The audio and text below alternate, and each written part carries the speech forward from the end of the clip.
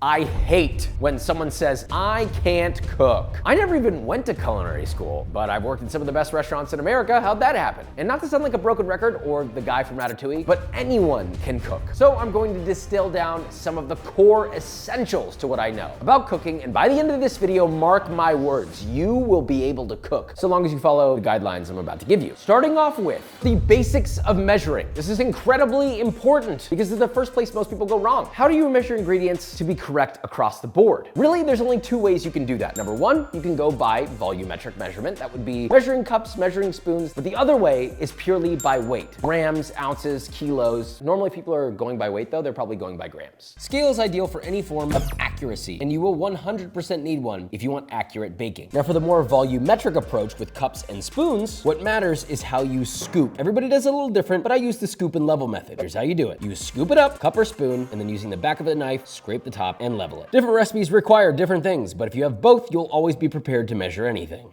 Next, let's talk about setup, otherwise known as mise en place. Translation, somewhere along the lines of everything in its place. Whatever recipe you follow, you need to identify and organize equipment and ingredients. That means pre-measure and separate everything on a tray, then execute the recipe. Is this an absolute necessity? No, but it increases the chances of having successful execution of a recipe substantially. Although it adds more things to clean, it does make cleaning up a little bit more organized. All right, at this point, we're ready to get cooking, but Josh, what kind of pans do you like to cook in? I'm glad you asked. There's a large variety of pans that you can use when you're cooking, but my ideal choice is stainless steel, which is why I'm happy to talk to you about today's sponsor, Made In's Stainless Steel Collection. Despite the fact that they're a sponsor, I've actually been using their equipment for years, before I was even a partner of theirs. Of course, you can spend $2 on a beat up pan that you find at a garage sale, but good quality stainless steel like this here will last you years, maybe even a lifetime if you take good care of it. And they're extremely versatile for all types of cooking. Made In Stainless line has fantastic heat retention thanks to their 5-ply stainless steel for even heating. Not to mention their stainless is used in thousands of restaurants worldwide, including multi-Michelin star kitchens. So you can be confident that they're gonna last for you if they're lasting for those guys. So be sure to check out their cookware in the link in the description to save on your order. Now, moving on. Next up, knives. We're gonna talk about what knives you need and how to properly use a knife. Let's start with your must-have knives. Step one, absolutely no knife sets ever, period. They're typically way too expensive, and you're usually only gonna use like maybe one, maybe two out of the 5, 6, 7 knives you get. Not a great bang for your buck in my honest opinion. But if you have budget for 3 knives, here are the 3 top knives I would pick. 1 8 to 10 inch chef knife, 1 serrated knife for slicing bread, 1 petty knife, not a paring knife. It's basically a multi-purpose knife. You can use this for cutting small things, peeling things, but if you can only have one singular knife and you really want to invest in a good one, make it the chef knife. The first place people go wrong is how they hold the knife. I've said this many times and I'm excited to tell you again. A lot of people do this, right? You're holding the knife. You got no control over this thing. This thing could go anywhere. I don't know what the...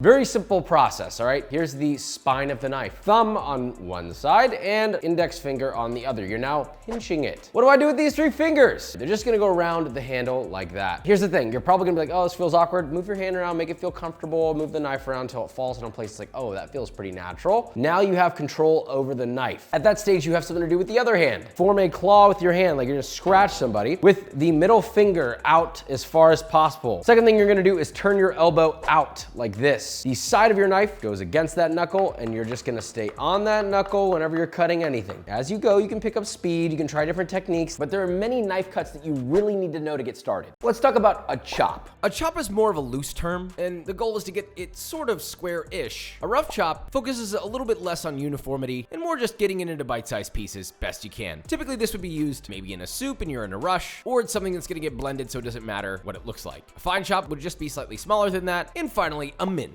This is when you just keep on chopping it up until it's borderline a paste. Many uses for that. That moves me on to the next bit, which is sort of like a more clinical version, which would be a dice. You'll take an onion that's been cut in half through the root, with the root still attached, cut towards the root, starting on one end and separating each cut about a 1/2 inch each. Optionally, about halfway through the onion, you can cut across towards the root. That just helps separate the segments of the onion a little bit more evenly. And then now cut against the grain at equal 1/2 inch distances to get equally sized diced onion. Of course, there's medium and large dices. but there's also a small dice. And if you go even smaller than a small dice, that's a brunoise. Then there's the baton. To make it simple, you'll start off by taking a large thick vegetable, cut it into planks. In the case of a baton, it's about a ½ inch thick. And then you're gonna cut ½ inch thick segments lengthwise across that plank like so. You have batons. You want a batonette? Make those cuts closer together and equal to the thickness of your plank. So if the plank has now gone from a ½ inch to a ¼ inch, then your cuts should be a ¼ inch apart to get batonettes. The thinner you go, the closer you get to a julienne, which looks like this. It all starts with a base cut and gets smaller or larger from there. Now, a chiffonade you might not see used as often, but it is a great technique when it comes to getting really fine, nice threads of herbs. The easiest way to do a chiffonade is to take large herbs. In this case, we have large leaves of basil, stack them on top of each other, roll them up nice and tight like a cigar, as Gordon Ramsay would say, and slice along the entire length of that quote-unquote cigar as thinly as possible, and you end up with these nice fine little threads. There are more specific types of knife cuts, but everything after that is typically just a different size. But if you know those basic ones, you'll mostly be covered for the general recipes that are out there. Go slow, do it over and over and over and over and over and over and over and over, and you'll get better.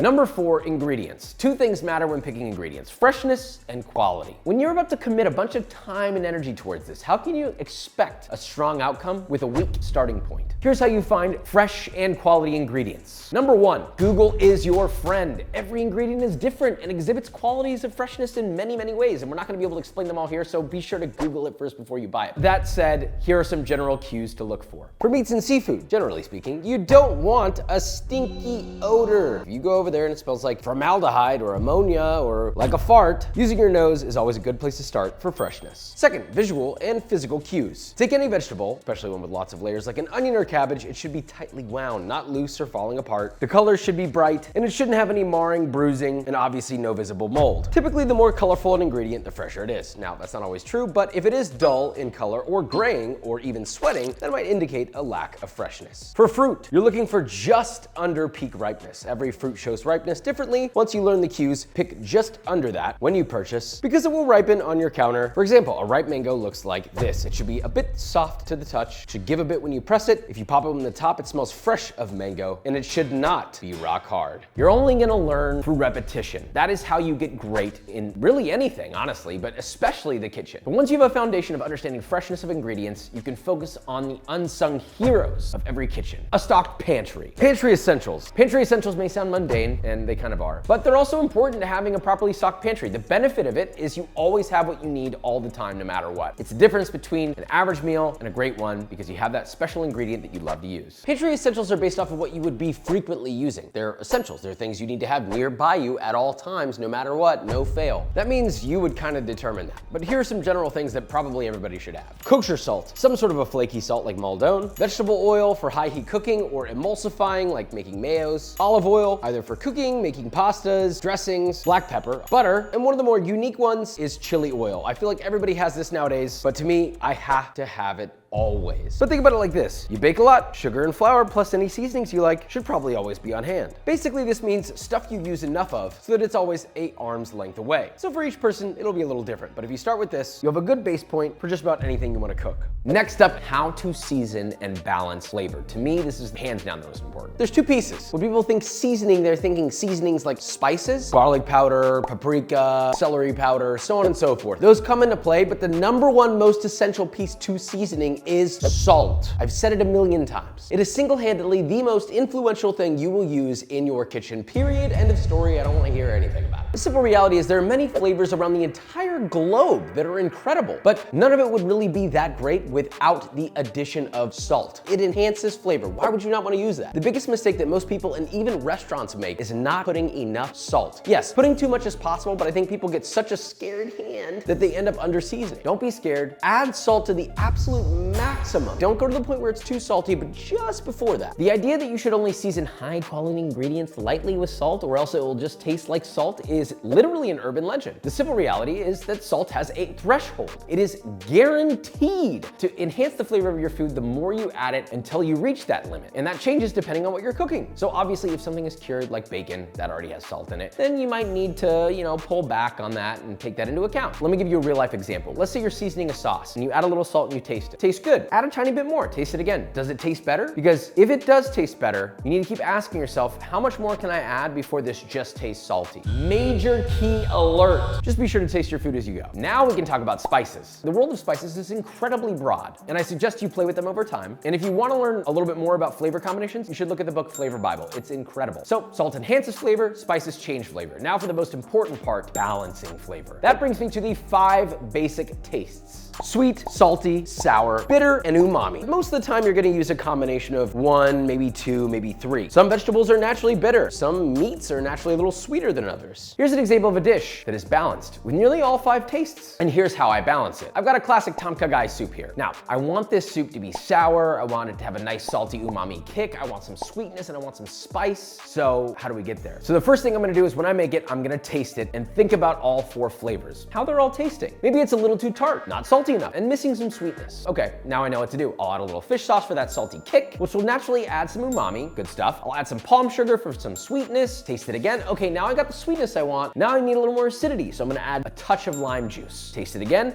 Okay, now it tastes good, but that lime juice now counterbalanced the salt. It needs a little bit more fish sauce, so pop a little more fish sauce. Taste it again. Okay, now it's got the salty umami, but I've lost some of the acid. Now we gotta add a little bit more lime juice. Taste it again. This is the act of flavor balancing. Sometimes it takes longer than you'd think. But what I will say is on that final taste, boom, there it is. It has all the levels where I want it to be. I'm happy and I'm confident to serve this. And listen, mastering flavor is great, but understanding texture is revolutionary. This is what separates someone who's good at cooking and someone who is absolutely mind-boggling excellent at cooking. Hence my cookbook, Texture Over Taste. This book will allow every cook, beginner, or an expert to unlock true culinary mastery. I wrote the book to get people to look at food a little bit differently. We always think about flavor, but we never ask the question about texture. What makes a great crunchy French fry? What makes the most perfect creamy mashed potato? It's texture, not just flavor. So if you ever want to get into that, click the link in the description. It's right there. It's also currently running a deal on Amazon. Now onto cooking techniques. Technique is the #1 thing that separates bad cooking from excellent cooking. Sautéing. Sautéing is a method of cooking that uses a relatively small amount of oil or fat in a shallow pan over relatively high heat. I would say like medium, sometimes medium high, but typically medium. But really the goal is to cook the thing in the pan, tossing occasionally until it's just cooked through. And if it gets a little color, that's totally fine. If you're trying to avoid that, you would then be going into a sweat, gently cooking, low heat with no color. #2, roasting. By definition, roasting is a cooking method that uses dry heat where hot air covers food, cooking it evenly on all sides from an open flame or an oven or some other heat source. To roast something properly, you want to look for some form of a dry heat. I prefer convection in an oven if you have it, just because it helps the air circulate around the food better. The whole goal is to dry the exterior in a way that you get a beautiful, nice browning on the exterior and perfectly cooked on the inside, whether that means that it needs to be brought to a medium rare, or if it's a vegetable, it's soft but not too soft. There are many roasting techniques and I urge you to try different ones of your own. #3, boiling and blanching. Boiling is the method of cooking food in, well, boiling water. It could also be stock until it's cooked to your desired consistency. Blanching is similar. Typically what happens is it goes in the boiling water and then as soon as it's done, it comes out and immediately is plunged into an ice water bath. Why? To stop the process of cooking and shock and refresh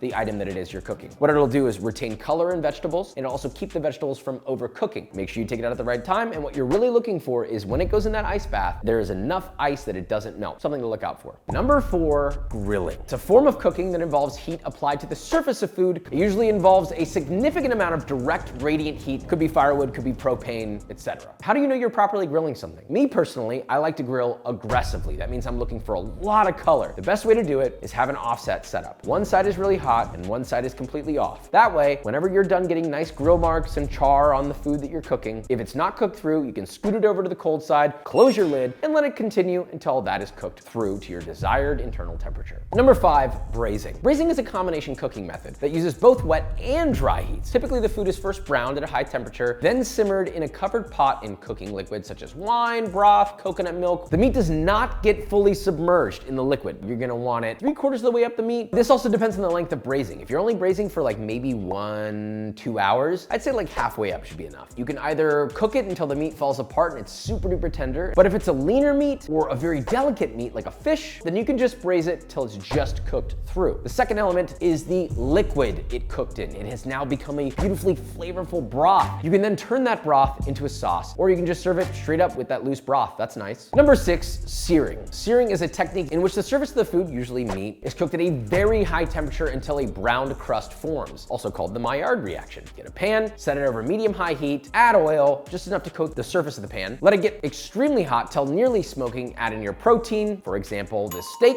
Make sure it makes full contact with the pan, let it sear for 2 to 3 minutes, flip, and then another 2 to 3 minutes. This classic formula of medium-high heat, 2 to 3 minutes per side, has worked for every single piece of protein I have ever cooked in my entire life. Once the food is seared, if the inside is not cooked through, you can always lower the heat and then continuously flip until the food is cooked from the inside. Or you can pop it in a low temperature oven at around 350 Fahrenheit until the internal doneness is achieved. Number 7, frying. I could simplify frying into one sentence, honestly. A high temperature cooking oil, around 350 Fahrenheit, you put food in there, you're frying. What I'm saying is you can fry anything like that, breaded or not. Vegetables like Brussels sprouts fry tremendously without breading. Now, if you want something extra crispy, then you would bread it. If you're breading it, you wanna make sure that it's evenly coated in the breading, there's no bald spots, and once it goes in the oil, you wanna see nice, even bubbling, not excessively violent, no crazy popping, and when it comes out, the inside should be cooked through, and the outside should be a beautiful golden brown and crisp, not soggy. If you wanna learn more about how to fry anything, then you should watch our How to Fry Everything video. The link will be in the description for that. There are tons of other cooking techniques, but to me, these are some of the most important baseline ones that'll get you started and give you the ability to cook most general things. Things get more specific and advanced in technique after you master this level. Next up, sauces. What is a sauce? Sauces are liquids, creams, or semi-solid foods served on or used in preparing other foods. Most sauces are not normally consumed by themselves, but they add flavor and texture and visual appeal, so technically speaking, anything could be a sauce. But I'll give you a basic example. If you're American, think about ketchup. Do you just spoon ketchup in your mouth? No! You use it to dip things into, you use it on top of things. Now, back in the day, we would commonly identify the mother sauces. It's good to know your mother sauces, and you should research them. Can I remember all of them? Velouté, Espagnole, sauce de tomate, bechamel, and hollandaise. It's good to know them, but unless you worked in a traditional French restaurant, you're probably gonna end up using really any kind of a sauce that you can to make good flavor. But what we can learn from the French mother sauces is the principles of why sauce is important, how it should be utilized. And there's really two things that chefs often look for, but they're not the end-all be-all, and that is, number 1,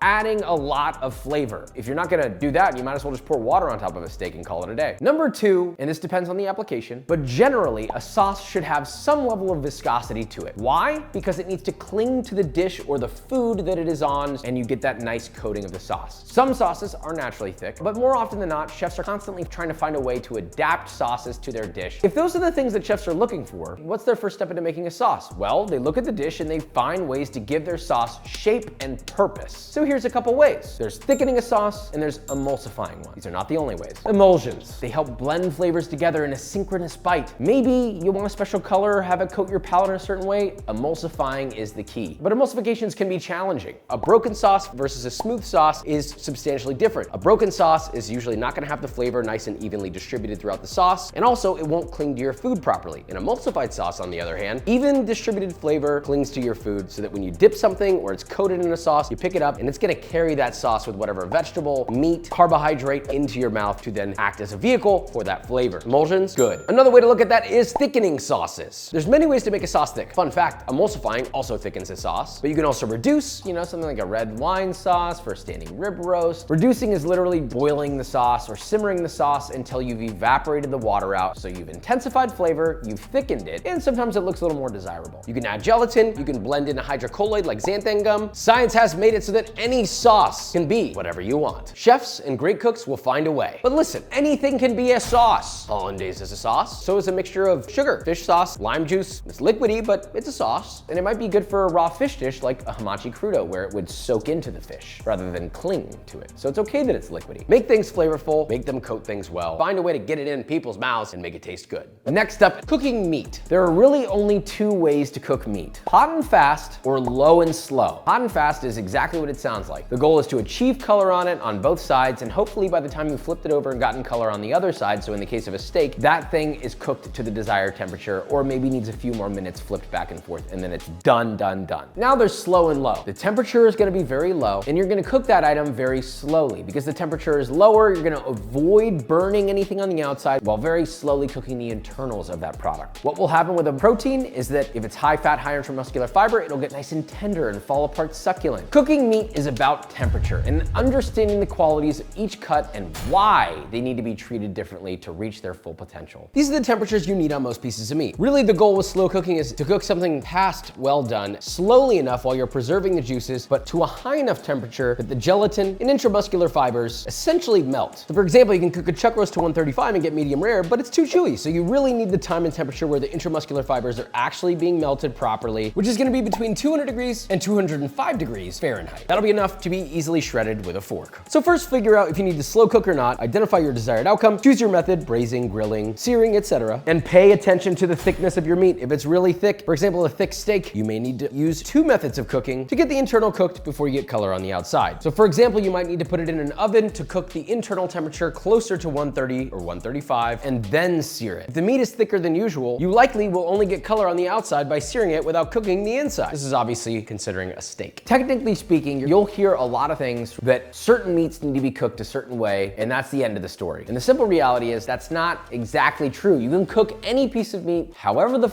you want, assuming that it's safe to eat at that temperature. But each thing is gonna have a different outcome. It depends on if that outcome is desirable to you or not. So I'll give you 2 examples. A short rib. You can cook that protein hot and fast or low and slow and get completely different products, but you need to choose carefully how you do that. So if you were gonna low and slow cook a short rib, it's very simple. You would brown it, get some color on it if you wish. You can also not brown it. And let's say you decide to braise it low and slow. It'd be at a very low temperature, a very gentle simmer for a couple of hours. What will happen? It won't go dry because it has lots of fat and lots of gelatin and intramuscular fibers, which will then melt because you're gonna take that internal temperature way past well done, and it can sustain that because it has enough fat in it, and it will become very tender and melty and fall apart, almost like shredded meat. It's so lovely. Now, if you wanted to cook it hot and fast, you could just grill it straight up, but because it's so chewy, in another culture like Korean culture, they would slice the short rib very thin, maybe even marinate it and grill it over really high heat. By slicing it thin, you make those intramuscular fibers much smaller, so they have a chance to melt much more quickly, which will happen on the grill. It won't be too chewy, and you can enjoy it like that. It benefits well from cooking well done. So my best suggestion is figure out the protein you want to make, learn everything you can about it, and cook it to your desired end product goal, and research how to get there. There's a lot to learn here, and I'm not going to be able to explain it all in one video. So the best thing I can suggest is find a great recipe for cooking meat and follow that recipe to a T. Practice it over and over, learn about that technique, and then experiment from there, learn from there. You'll find that there's a million ways to cook one thing. The beauty of cooking meat is specifically that each cut and each type has its own character. And with proper care and proper technique, you'll know exactly how to bring out the best in each. Lastly, we dive into the art of plating. It might sound a little weird or intimidating. Is it even worth the time? Small, thoughtful touches can make a big difference. We've all heard the saying, you eat with your eyes. But look, even if you're eating completely by yourself, just taking a couple extra 30 seconds just to make it look a little nice before you sit down to eat, to me makes a big, tremendous difference. You take care of the food. I do like to make my food look as beautiful as possible. If it looks good, it's definitely gonna make you feel good. Does an artist just explain how they do their art? No, they just do it. And you can only really get good at that by practicing it. So,